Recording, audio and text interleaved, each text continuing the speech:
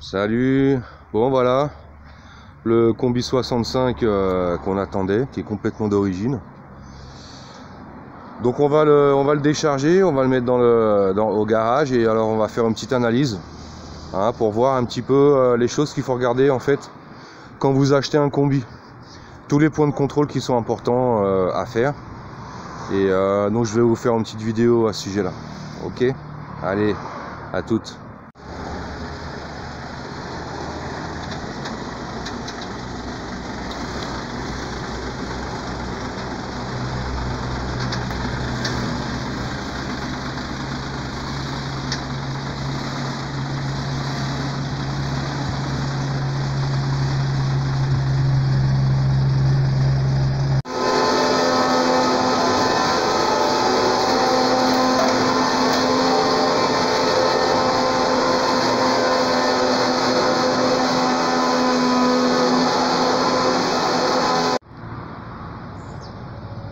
Donc voilà, le combi est au garage. Ouais, je ferai le petit tour pour vous montrer.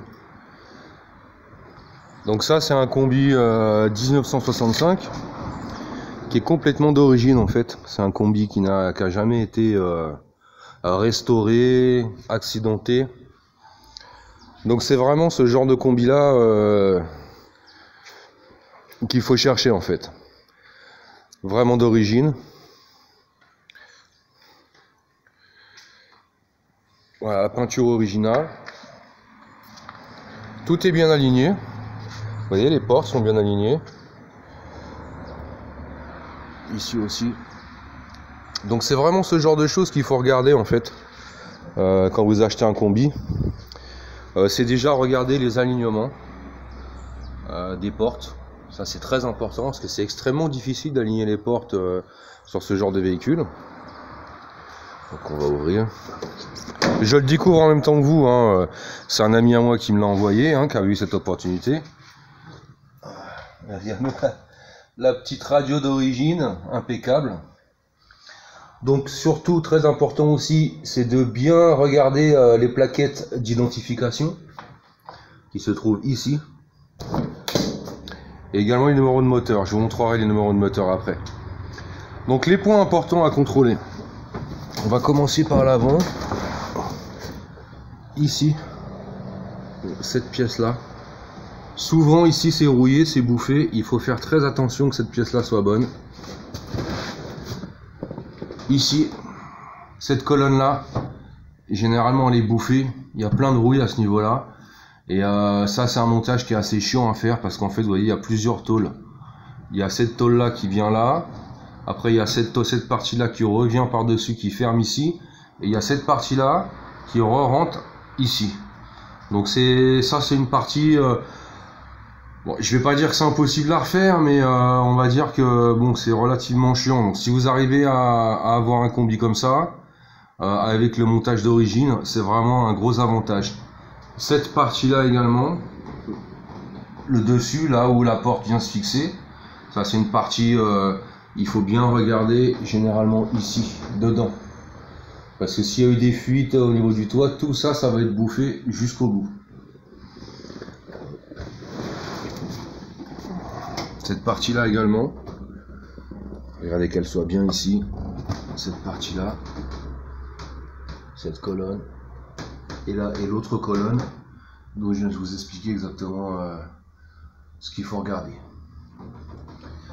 Donc voilà, donc celui-là il est bien d'origine, tout est vraiment d'origine. Bien entendu, j'ai pas essayé de le démarrer, et je vais certainement pas essayer de le démarrer maintenant. Important aussi de regarder ici ce montage, voir s'il n'y a pas eu des travaux qui ont été faits. S'il y a des travaux qui ont été faits sur cette colonne là, c'est que le véhicule a pris un pet, a pris un choc à l'avant.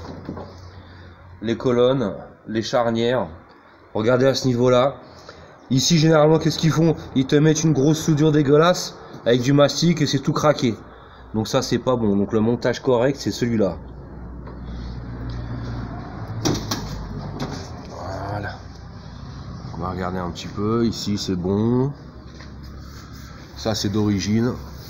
Il n'y a pas de problème. Ça c'est d'origine, c'est l'assemblage d'origine. Donc je sais qu'il n'a pas tapé de l'arrière, juste en regardant cette partie-là. Donc le latéral est relativement bien aligné. Les autres parties assez importantes à regarder aussi se trouvent dedans. Ici c'est 90% du temps c'est bouffé. Donc cette pièce là, vous voyez le montage pareil, cette barre. Bien regarder la charnière ici, que ça soit pas soudé, parce que ça arrive souvent. Voilà, de ce côté là ici, vous voyez là c'est complètement d'origine, montage d'origine, ça n'a jamais été touché. Cette partie là, également, regardez que c'est pas plein de fibres de verre ou de mastic ou de choucroute. Hein, il y a un peu de tout, il y a des originaux. Aussi une indication qui est assez intéressante, c'est au niveau de ce plancher là, on va appeler ça le coffre. Généralement si le combi a vraiment été beaucoup chargé, que c'est un combi qui a été utilisé pour travailler, généralement cette partie là elle est enfoncée, et ici là c'est tout enfoncé, ici c'est plus du tout droit. Donc ça c'est un bon signal pour savoir si c'est un combi qui a travaillé ou si c'est un combi qui a juste servi au niveau du transport. Voilà, bien vérifier aussi ces jonctions ici, là, de ce côté-ci également. Donc ça, je vous fais déjà le tour au niveau carrosserie. Après, on va regarder au niveau châssis. Hein. Donc ça, ouais, ça c'est de l'origine.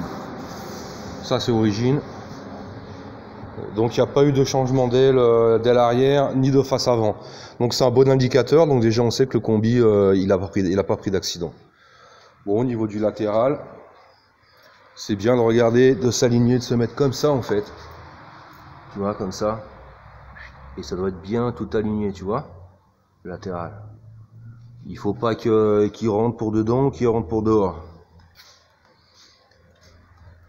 Donc là, ce combi me paraît vraiment complètement d'origine. Il n'y a pas de problème. En plus, il a les pare-chocs d'époque. Vous voyez, où il y a en fait une espèce de protubérance ici. Donc ça, c'est les pare-chocs corrects pour l'année. Niveau de la face avant, regardez à ce niveau-là. Là, voilà, il n'y a pas de mastic là, hein, on n'entend rien. Hein, donc si vous avez un petit aimant ou le petit appareil pour mesurer l'épaisseur des mastiques, c'est vraiment pas plus mal. Donc là, il est impeccable. Il n'y a rien, il n'y a pas de mastic. Donc ici, bon, forcément, on va décaper, on va faire un traitement, on va regarder. Mais il n'y a pas du tout de mastic. Voilà, donc au niveau tour de carrosserie, extérieur, tout me paraît bien aligné. Tout ça, c'est bien d'origine. Donc ça, si vous voyez plus ce trait là, en fait, vous voyez une petite séparation. Si vous voyez plus cette séparation, que c'est du mastic, c'est pas bon signe. Hein, surtout bien contrôler aussi les montants, qu'ils soient bien lisses. Parce que généralement, quand ils changent la face avant, ils coupent ici. Et donc là, il y a une soudure. Autant ici que ici. Donc là, c'est bon. C'est lisse, il n'y a pas de problème. Ouais. Bon, bah maintenant, on va passer au niveau du châssis. Donc on va se mettre en dessous, on va regarder ça. Alors, au niveau du plancher de cabine, bon bah là, il est impec. Hein. C'est très rare de trouver des combis avec des planchers d'origine qui n'ont aucun trou. Donc même le pied de colonne est bon. Voilà, donc ça, ce plancher là est bon. Donc toujours vous vérifiez ce plancher, ces deux pointes de plancher des deux côtés. Après au niveau du plancher intérieur, bon là généralement là il n'y a pas de secret, hein. Généralement il faut les refaire, ne serait-ce que la pointe du châssis. Voilà, donc ça c'est vraiment typique. Donc vous avez deux solutions, ou changer le plancher entier, ou changer juste cette partie là qui se vend n'importe où, ça c'est pas un problème. Donc moi je dirais que ce plancher il est vraiment pas trop mal. Je pense que je vais changer simplement la pointe de cette pointe là, Je vais changer ce pied de colonne là, puisqu'ici il y a un peu de rouille. Mais ça c'est vraiment commun, c'est vraiment des endroits où il y a toujours quelque chose. Vérifiez cette partie là. Souvent ça c'est plein de fibres de verre, de mastic, tout ça. Donc bien vérifier que cette partie là, elle soit correcte. Le pied de colonne, il y a 3 pieds de colonne. Bien vérifier aussi qu'ils sont intègres. Également celui-ci. Donc ça me paraît vraiment très bien. Niveau passage de roue, généralement il n'y a rien à faire, hein. Généralement il n'y a pas de problème.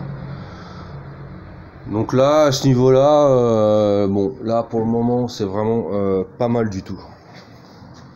Alors au niveau du dessous. Bon là je l'ai pas nettoyé, hein. Il vient d'arriver. Donc il est vraiment, il est complètement dans son jus, hein. Ok. Donc il y a de la terre, ce combi a été stocké pendant au moins 25-30 ans. Donc il va falloir que... Bon, je pense qu'on va le passer au Karcher, on va voir. Donc vérifiez cette partie-là. Vous voyez ici, il y a une espèce de trait dans la carrosserie. Donc il faut bien vérifier qu'il soit bien avec la forme correcte.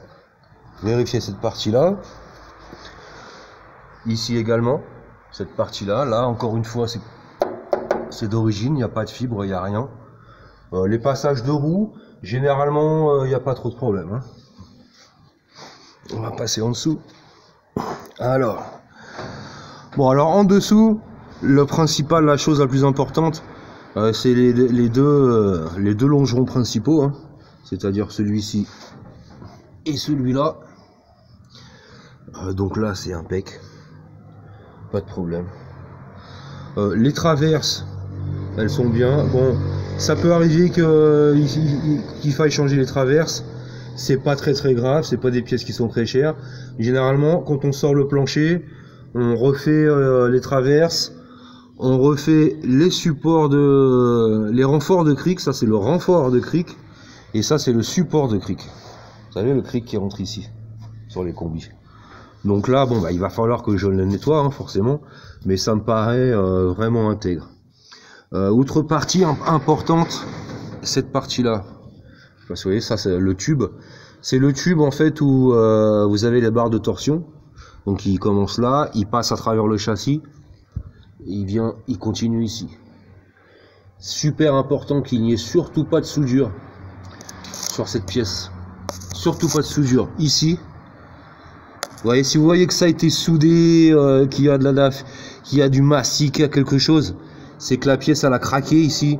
Alors là, attention les gars, je vous conseille vraiment pas de l'acheter. Les supports de moteur aussi, vérifiez qu'ils soient bien intègres, bien d'origine. Pas avec des soudures refaites un peu à la va-vite. Donc ça, c'est une partie très importante, ce tube-là, jusqu'au bout des deux côtés, qu'il n'y ait pas eu de soudure, qu'il n'y ait pas eu de réparation. Le berceau moteur. Donc celui-là est très bon. Généralement ils sont un petit peu enfoncés parce que les personnes ils montent le cric dessus et ça enfonce un peu cette partie là. C'est pas très grave, on arrive à le refaire assez tranquillement. Voilà, donc là on a le tube de chauffage d'origine. Bon, des fois il y a pas. On a tous les canaux des câbles qui me paraissent relativement corrects. Hein, au pire des cas, on peut les refaire, hein. On met des canaux en inox, donc ça c'est pas un problème. Bon. Le bas de caisse aussi. Donc en fait il y a un bas de caisse externe et il y a un bas de caisse interne. Ça, cette pièce là, donc c'est deux pièces qui viennent se mettre l'une sur l'autre et les traverses viennent se souder ici. Donc là ça me paraît pas mal. Encore une fois, il va falloir que je démonte un petit peu tout, hein, mais s'il faut changer le bas de caisse, la caisse interne et quelques traverses, c'est quelque chose qui se fait très facilement. Alors ouais, je vais passer de l'autre côté. Bon, donc là pareil, un même topo, hein, je vois très bien que le longeron n'a jamais pris de choc, qu'il n'y a aucune soudure. Même chose ici, hein, cette pièce là je vous disais toujours contrôlée. Donc ça c'est tout d'origine. Le passage de roue, ok, pas de problème. Les traverses, bon, il faut que je passe un coup de Karcher, hein. pour voir. Là je vais être obligé de changer la traverse centrale, vous voyez, elle est rouillée, il manque un bout. Donc ça c'est des pièces qui sont vraiment très faciles à trouver et peu chères. Donc là la caisse interne me paraît bien. Les traverses sont bien soudées là où il faut. Ce latéral là n'a jamais été changé, il n'y a pas un pet de mastic. Donc là on le voit bien que ça c'est bien d'origine, le bruit. Hop. Passage de roue à l'avant, voilà, bon bah ça c'est bon, hein, pas de problème. C'est bon également de vérifier le longeron, celui-là il va jusqu'à devant, hein, il part derrière, donc vérifiez ce longeron, vérifiez qu'il n'y a pas eu des soudures genre ici ou là, que ce longeron n'a jamais été touché, surtout pas de mastic, fibre, rien du tout, hein. Si vous voyez quelque chose au niveau de ce longeron là, soudure, mastic ou autre, c'est que le véhicule a pris un gros choc à l'avant, et là je vous conseille de faire très attention. Je vais passer dessous. Oh. Alors chose très rare, il y a la tôle de protection d'origine, extrêmement rare, je crois que j'ai jamais eu de combi avec cette tôle là, hein, donc vérifiez l'avant, ça s'appelle le courvent ici. Donc il y a l'externe et il y a l'interne. Je vais essayer de vous montrer l'interne, c'est pas évident à filmer. Hop. Voilà, ça c'est le courvent interne. Donc généralement il est bouffé ici, hein, donc il faut changer la pièce, l'interne et l'externe. Ici au niveau de là c'est nickel, on avait déjà regardé pour dedans. Et bon le reste c'est mécanique, hein, donc je vous ferai une vidéo en fait pour la partie mécanique, pour voir en fait comment on remet en route un véhicule qui n'a pas tourné depuis 10, 15, 20 ans, 30 ans. Donc voilà, donc le toit aussi impeccable, bien regardé à ce niveau là, qu'il n'y ait pas de trou d'infiltration, mais là bon bah je vois bien qu'il n'y a aucun problème quoi. Donc voilà, bah écoute, ce combi me paraît vraiment très bien. Il est fin 64 modèle 65, complètement d'origine, et donc je pense que ça va être une restauration qui va être relativement rapide. Le moteur forcément n'a pas tourné depuis on va dire au moins 30 ans. Donc voilà, démarrer un moteur comme ça qui n'a pas roulé, qui n'a pas démarré depuis plusieurs décennies, c'est pas du tout raisonnable. Donc ce qu'on va faire, c'est qu'on va d'abord faire une révision complète. Hein, je ferai une vidéo spéciale juste pour remise en route d'un véhicule qui n'a pas tourné depuis des années. Et bien évidemment, contrôler le numéro de châssis, très important. D'avoir le numéro de châssis, vous voyez les numéros sont assez gros, hein. Ça c'est du numéro typographie Volks, hein, origine, il n'y a aucun doute là-dessus. Et tout doit correspondre. Numéro de châssis, carte grise et la petite plaquette que je vous ai montré dans la cabine. Voilà. Bon bah ça roule. Bah écoutez, on va mettre un bon gros nettoyage sur ce combi. Et je vous ferai la petite vidéo de la remise en route. Et puis on verra un petit peu qu'est-ce qu'on va faire au niveau du projet pour ce combi là. Et je vous tiens au courant. Ok? Allez, bon week-end.